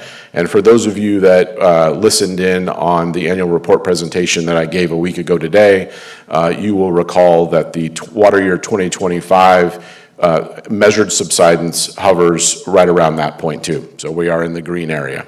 If you're somewhere in the middle, you're looking at either maximizing additional voluntary measures, some of which I've already described, or you're beginning to prepare for implementation of the mandatory measures. But to be clear, the only level where we would see action is in the red, above 1 foot of cumulative subsidence. How do you get yourself sort of into jail? The answer to that is you have a subsidence trigger thresholds at 2 RMS sites in the same year. And then how do you get out of jail, which is more important from my perspective? 2 consecutive years below the threshold is how you get out of mandatory measure implementation. All right, the spatial extent. We spent a lot of time talking about one size doesn't fit all, and it doesn't make sense to have a blanket approach when we are really focused on very specific areas within the subbasin, right?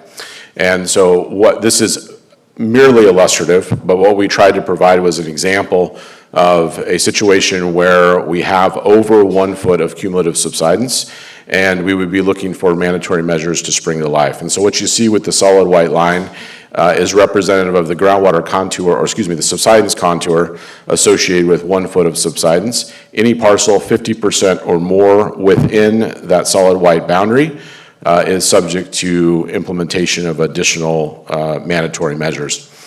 If you fall between the white dashed boundary and the solid white line, you would receive notice that you are likely to face mandatory measures if conditions within the basins persist. Okay? Could it be called a cone of depression?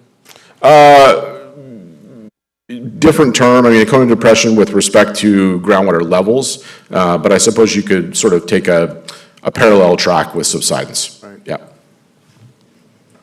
All right, so here are my takeaways, and we're in the home stretch here. Again, the groundwater demand management and subsidence mitigation measures was required by the State Water Resources Control Board, again, as the primary mechanism to avoid probationary status. I want to underscore that implementation is necessary only if conditions within the basin warrant. I would be remiss, as I've come to always say now, hydrology drives all of this, right? 3 consecutive wet years, you'll probably never see me. 3 consecutive dry years, we probably find ourselves in trouble. But again, not one size fits all. It's purposely geographically focused, and that each of the 4 GSAs within the subbasin are and will continue to take different approaches. While this is a plan, and the plan was submitted to the Department of Water Resources as part of the annual report on April 1st, we do have the runway and expect to continue to have discussions around refinement of the program and, of course, additional public outreach. By way of next steps, I'm before you today. If I remember correctly, Chowchilla Water District approved the program on March the 11th. Triangle T Water District did the same on March the 12th. Again, I'm here with you today, and then we'll look for Merced County to take action on April 21st, so just a week from today. As I already alluded to, we included the groundwater demand management report in the Water Year 25 annual report, which was submitted to the Department of Water Resources ahead of the April 1st deadline. We'll continue to monitor groundwater conditions within the basin, and then if additional mandatory measures need to be refined as necessary. Of course, you know, one of the buzzwords these days is adaptive management. I don't like to use the buzzwords, but I think it's true here. Rarely do we get it right at the onset, and we're going to have to continue to morph and manage programs adaptively over time. Stakeholder outreach, and then just to underscore, implementation only if conditions warrant. So believe it or not, that's it for me, and I'm happy to take any questions you may have.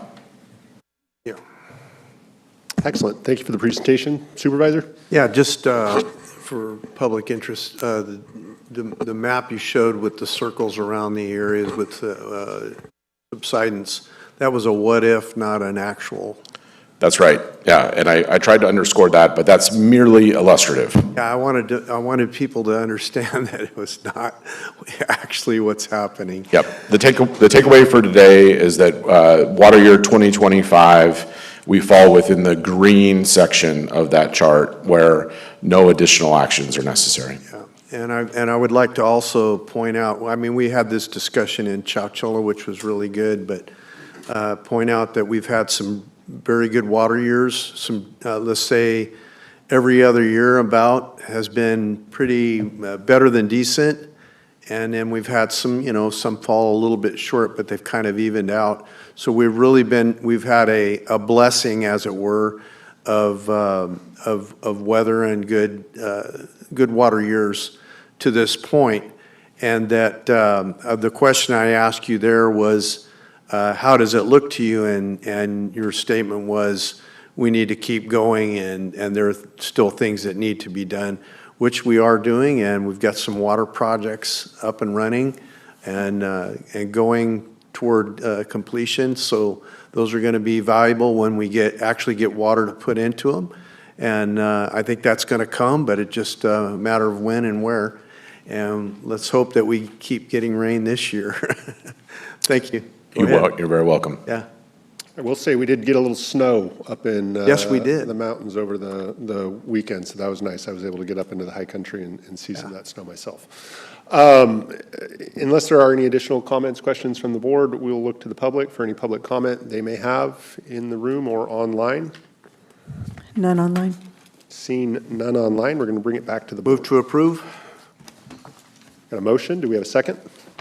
I'll second. We have a motion and a second. Roll call, please.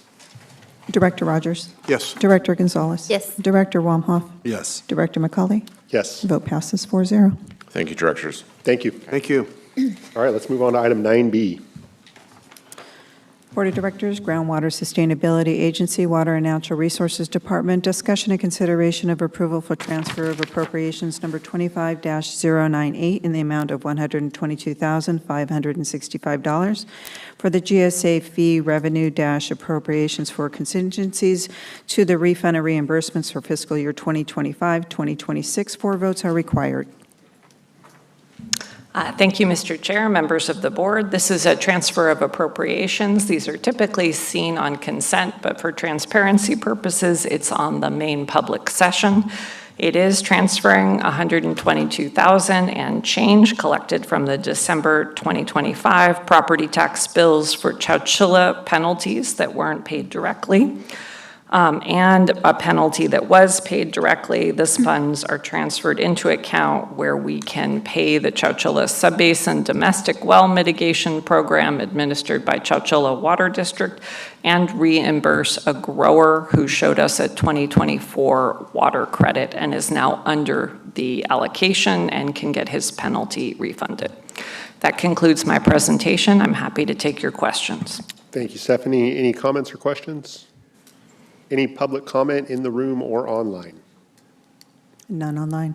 All right, bring it back I for action. think I'd like to make a quick comment. That is a great way to synopsize that particular program, and that I think that that's little understood, honestly, in the world out there of work. So can you restate exactly what happened there?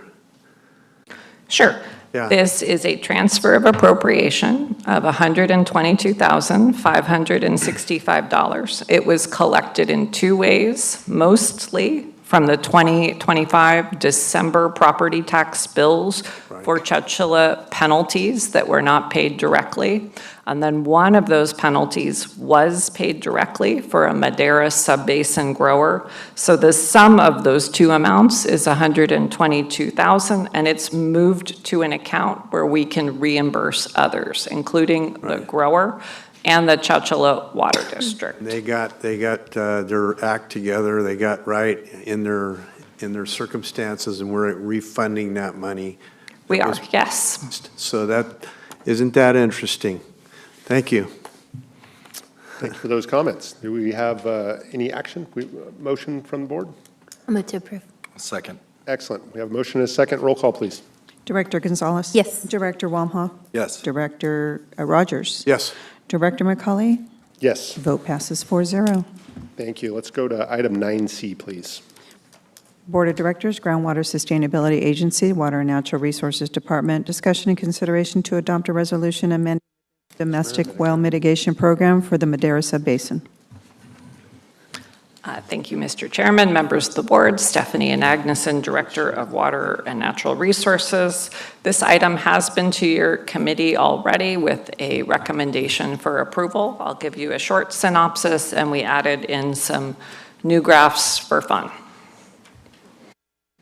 So the program began in January. This is what we think of as the low season and a really extraordinary opportunity to beta test the program and make sure the website and the application and the rules are working. So in terms of applicants, we had 15 inquiries to the direct phone. We also had a handful that came to us both in person and sometimes to our main phone line here. We had a fair number that didn't qualify but might have qualified for another agency's program, so they were rerouted. We have 5 that are pending and have done 1 round of well assessments. Those wells are assessed by a qualified geologist in the state of California to make sure that the well is actually dry and doesn't have any of the other conditions in which it might not be able to be funded. We've started monthly outreach. We're sending these postcards once a month to people who are in the county GSA only. These are the folks who are eligible for funding. So if you're a landowner, you have a domestic well, and you're in the county GSA Madera subbasin, you're going to be getting one of these postcards monthly. In consultation with other programs, like the one in Chowchilla or the Chowchilla Nitrate Management Zone, the monthly postcards were seen as being the most effective thing, just you're in people's box every month. There are other things that we're trying, including direct phone calls to people who are on the self-help list that we're getting interim service. We've launched our website as a result of our focus group. We did one for Ranchos folks and one for Fairmead folks. We heard that the word mitigation was and maybe a little scary. So it is called the MaderaDryWell.com. There's a very helpful map there where you put in an APN or an address, and you will find the program that you're qualified for, not just the county GSA.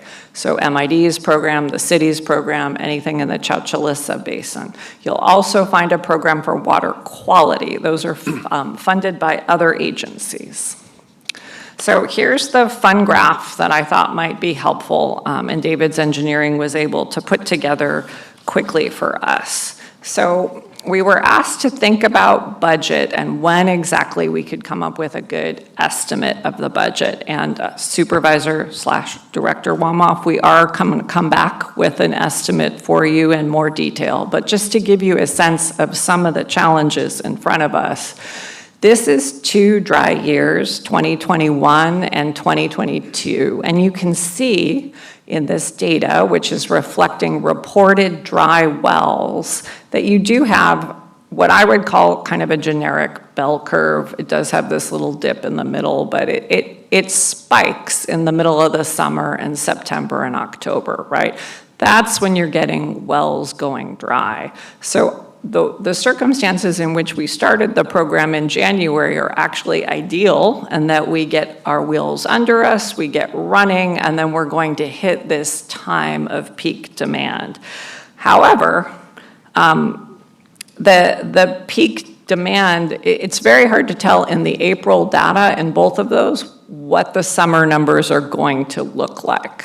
So what we did when we estimated costs originally was look at historical data and then calibrate our model to that and use model data looking forward. So we had these 3 years where we were going to take care of a backlog of folks who are on self-help interims list. And so that's the 203 for 3 years. That's trying to take care of that backlog. And then we're back to this 120 number. To John David's point, hydrology is everything. If we do have a series of dry wells, you're going to see numbers that are higher than this for the Madera subbasin. But this is the best that we have with best available data. So now to the topic at hand, which is some minor refinements to the Madera dry well and domestic mitigation program. Just calling out a couple of existing requirements. We do require 3 quotes. That's to get the best price. We have 2 drillers that are on a pre-qualified list, and then people can choose their own driller for that 3rd quote. We have talked to drillers. One says he will meet whatever the demand of the program is, so I don't think access to drillers is necessarily a constraint for the program moving ahead. Let me look a little further, and then we'll go through things that have changed. So in your process, there's a number of key points where there is oversight, both from a consultant firm running the program and us overseeing them, to the geologists who are actually doing the well inspections, to a quarterly financial report that comes to the GSA committee, and it will include domestic well mitigation. So where we have changes is in the eligible reasonable costs, the last bullet. And at the request of folks in the public, we created this table of both authorized and unauthorized expenses. So the total cap of $35,000 has not changed, but to a point that Director Wamhoff made in the previous couple of meetings. We can now include plumbing costs if you need to move the well. We can include electrical costs if you need to move the well, and any sort of trenching that would accompany the plumbing costs as well. So this has what I think are sensible modifications that get at the intent of the program, which is to get you a well. You also, depending on which quote you choose, may have costs that go over the $35K, which you would then incur. We still don't pay for interim supplies. That's something that's coming from self-help or any landscaping or irrigation or stuff that starts happening when you're on your property trenching. So that's our summary of how things have changed. The main takeaway is electrical and plumbing costs can be included. This did go to your GSA committee with a recommendation for approval. I'm happy to take your questions at this time. Thank you, Stephanie. Do we have any questions, comments from the board? Looks like Supervisor Rogers. Yeah, I just wanted to ask you, are you finding the oversight of the self-help enterprises reasonable, and are you satisfied that to this point things are happening as we anticipate? I think that is evolving. We still do not have a list with the date the well went dry from self-help. We can still use the list they provided though, because the homeowner can provide some data on when the well went dry. However, we need the list with the date the well went dry, and then we are talking to the state board to coordinate funding, because these are all our tax dollars, right? SAFER, which is funding this, is through state taxes to the state board, and then to self-help. And those funds should be able to fill any gaps in service. That means interim service, which this program does not provide. Cost over $35,000, which this program does not provide. And there are qualifications and a fairly complicated funding plan from the state board, but the short answer is I think this is evolving. So we're headed in the right direction somewhat. I thank you for overseeing this and making sure that it's done right, because we don't want things to be done wrongly. We're collecting a lot of money from farm interests, and I feel very watchful of this circumstance that it's done right. Also, I was thinking as you were presenting the data and the information on wells going dry, we know approximately the number of wells going dry. Do we assess and know the level at which those wells are going dry? I'm assuming they're around 300 feet deep, most of those wells that are going dry, or less. And if we know the level and we know we can anticipate what the future holds as far as the number of wells we can expect to see go dry in the future, because we also know the number of wells that are have been re-drilled through the permitting institution, and we know how deep they are. We should have that data, should be able to compile that data and know exactly how many wells are going dry, at what level, and what we've got left in that inventory, and what we can expect over the next few years. And so it kind of would give us an approximation of the date that this program might come to somewhat of an end. Your thoughts? Sure. So the ballpark number for the program ending is we should be sustainable at 2040.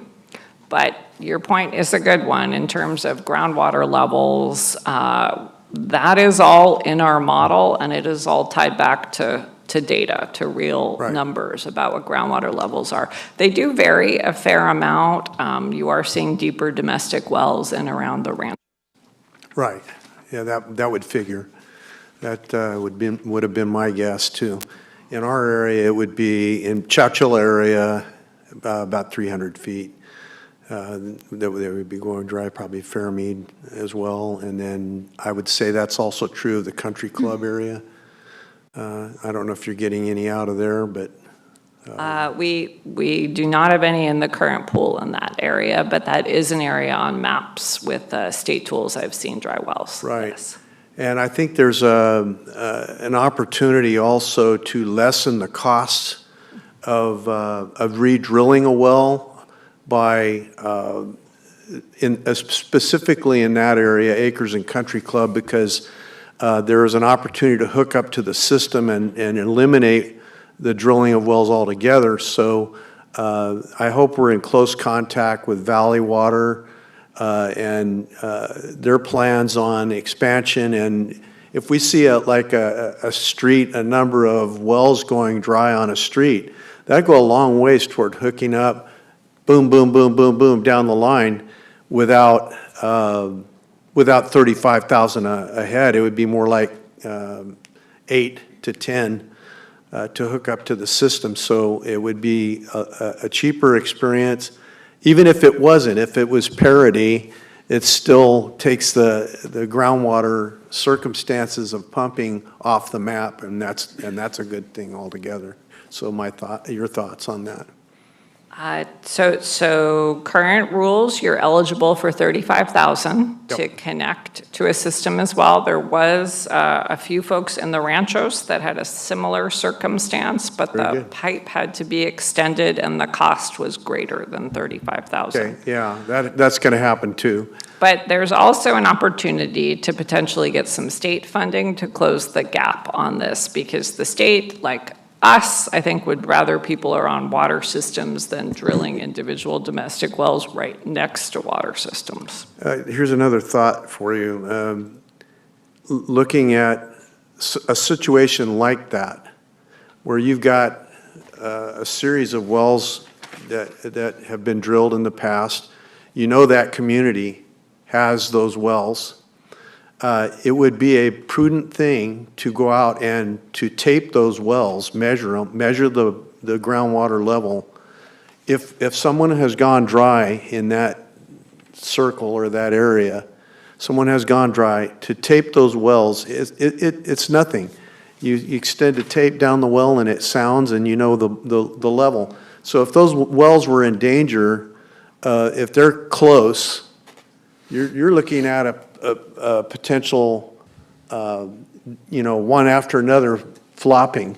And why not take that circumstance into consideration at that point and look at that? I know we haven't allowed for that as far as they would have to qualify as a dry well, but we might want to consider bringing that circumstance to a board for modification if it's going to be, the near future that those wells are going to drop. Why not hook them up to a system, boom, boom, boom, boom, and get rid of that problem ahead of time, rather than to face it in the future and spend a lot more money?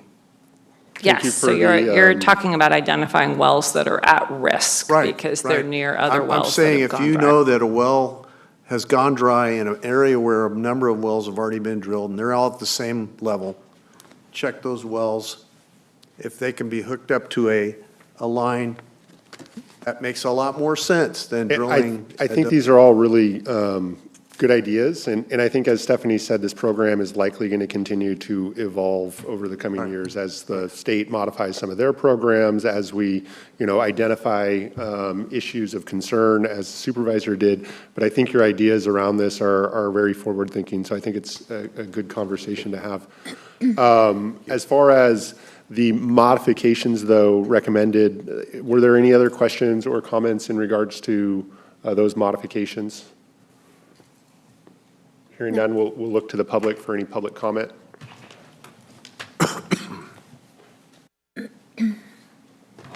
You don't have to run, Mark. We see you.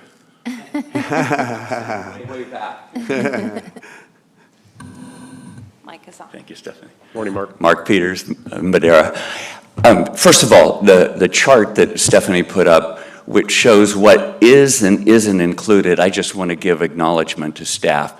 That is so clear that it makes everybody feel good. The well owner, the grower, the driller, anyway, I think that's great. My only other comment is when asked about self-help, I know that there were some issues with, well, when did the well go dry? I actually would have thought that there would also be issues with when was the well put in. And I say that because probably after many of those self-help claims or requests came in, there was the question of what does mitigation really mean? And so staff recommended and the board approved that a well under 30 years old is eligible for 100%. A well over 30 years old has lived its useful life, and it is mitigation after all. It's not just let's replace it. Right. And so I would have thought that the more tough information to find, which was after the fact, if you will, would be how old is the well? So I'm just asking that question. Yeah, point well taken. That's absolute. Yeah, thank you. Yeah. Thank you for your comments, Mark. Any additional comments or questions from the public? Any online or in person? Hearing none, we're going to bring it back to the board for action. Move to approve. I'll second. Motion and a second. Roll call, please. Director Rogers? Yes. Director Wamhoff? Yes. Director Gonzalez? Yes. Director McCauley? Yes. Vote passes 4-0. Excellent. Thank you for that. With that, we're going to move on to pending legislation. As we all may recall, there was a couple items added to our agenda. Mr. CAO. Thank you, Mr. Chairman. We'll start with Assembly Bill 2404, authored by Assemblyman Tangapa.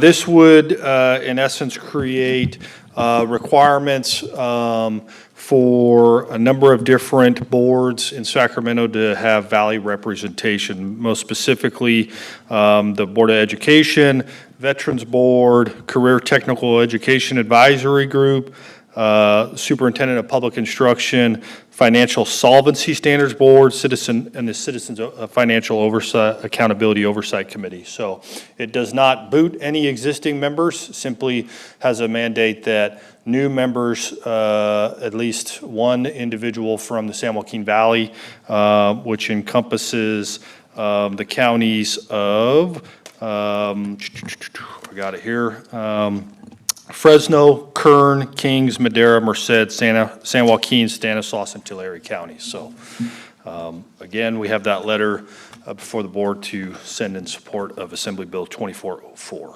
Excellent. Thank you, Mr. CAO. Any questions? Any public comment in the room or online? None online. Bring it back to the board for action. Move to approve. Second. Got a motion and a second. Roll call, please. Supervisor Gonzalez? Yes. Supervisor Wamhoff? Yes. Supervisor Rogers? Yes. Chair McCauley? Yes. Vote passes 4-0. Thank you. Let's move on to our HR1 budget request. Yes, the next request is submit a letter to the governor, along with a number of different chairs and Senate pro tems in regards to budget requests associated with the impacts of HR1.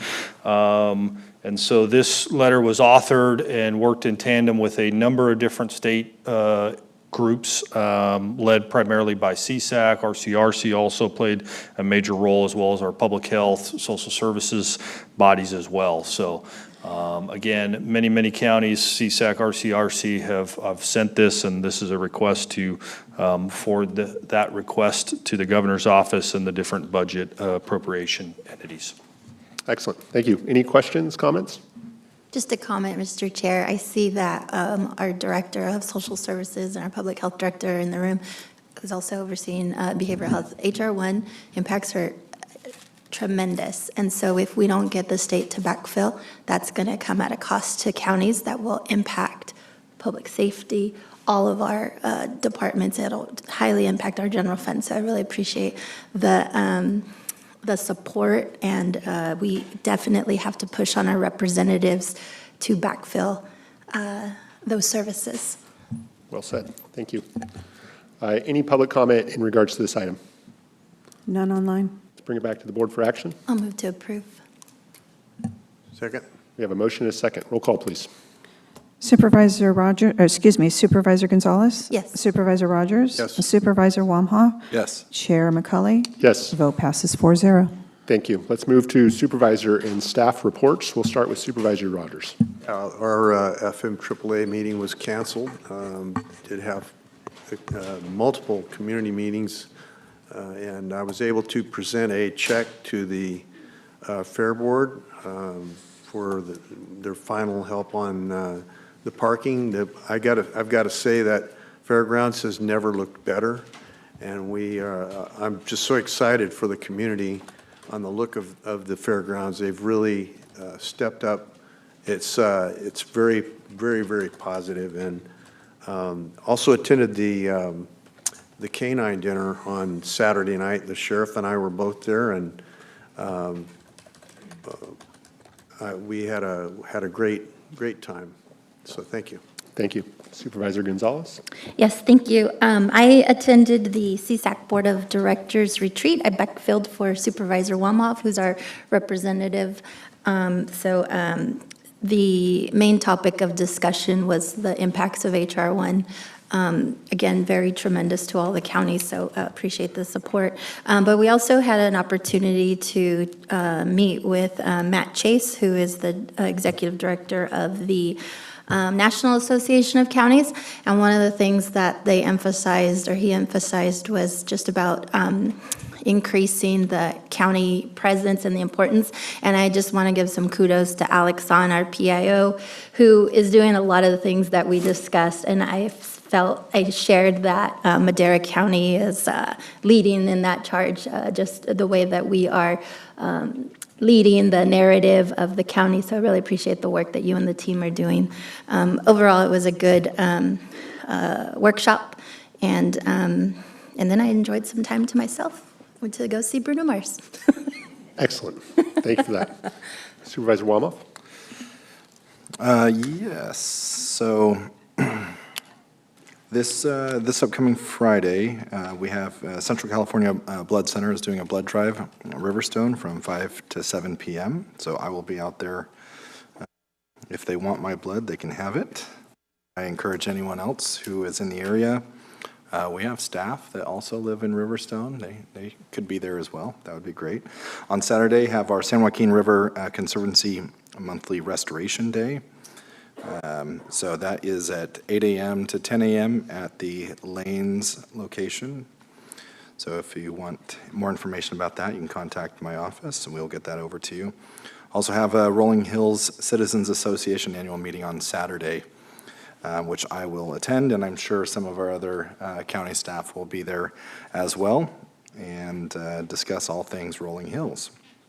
And I also have a town hall in the evening at the Ranchos Library, April 29th at 5:30 p.m. So I rotate between mornings and evenings, and this one will be at 5:30 p.m., Ranchos Library, on Wednesday, April 29th, for any of those who would like to attend. Thank you. That's all I got. Thank you, Supervisor. Karen?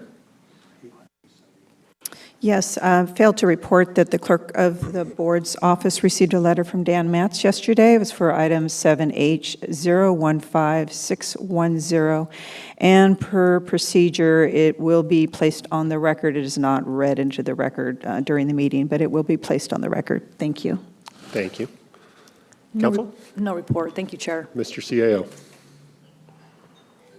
Hold on if I get my mic to work. Thank you, Chair. Just, I'll be heading out tomorrow for my final in-person Executive Institute residency through CSAC for CAO Institute. So I'll be up in Sacramento Wednesday, Thursday, coming home Friday. Excellent. Chief, that's $5. I also want to report that, well, actually, I want to thank Jamie Baxter, I think was here but left, as well as Wally for coming up the hill last week to present the Oakhurst Mobility Study to the Oakhurst Chamber as well as the Visitors Bureau. This board should see that document, I believe, next month Very important document for the community of Oakhurst to help shape their future. Also want to give a shout out to my best big brother, Jeff McCauley, and wish him a happy birthday. With that, I call the meeting adjourned.